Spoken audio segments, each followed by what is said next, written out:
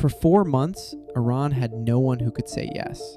Not a general, not a president, not a supreme leader. That is not weakness. That is a vacuum. And a vacuum is an opening. This week, Tehran finally buried Ali Khamenei. 6 days of mourning, 5 cities, twice what Shia custom asks for. That extra time is not grief. It is the Revolutionary Guard, buying room to settle a fight. Mojtaba, the son everyone named as the heir, was wounded in the strike on July 2nd. He is not even at his father's funeral, because behind the black banners, a succession is running, and nobody has won it. On one side, the men who signed June's nuclear deal, negotiators with a signature and no mandate.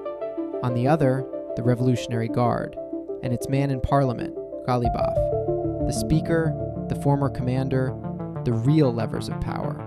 And the Guard never wanted that deal. Until that fight is settled, no one in Tehran can say yes to anything.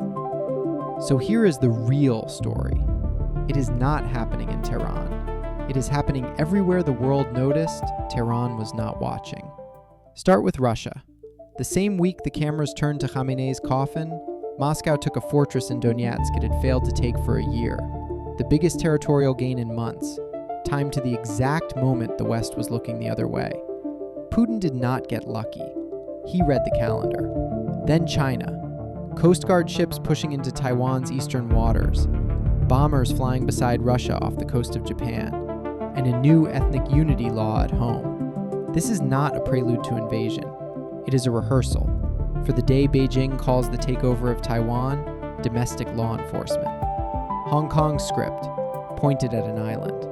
Then Saudi Arabia. On the 4th of July, Riyadh threatened unprecedented force against the Houthis. Translation: lock in the Red Sea and the oil market now, while Tehran cannot answer.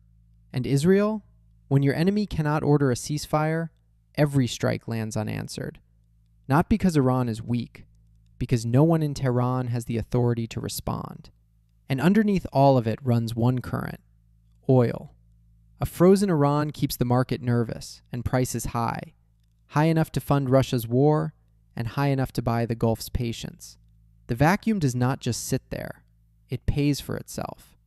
So see it now: Russia in Donetsk, China off Taiwan, Saudi in Yemen, Israel over Lebanon.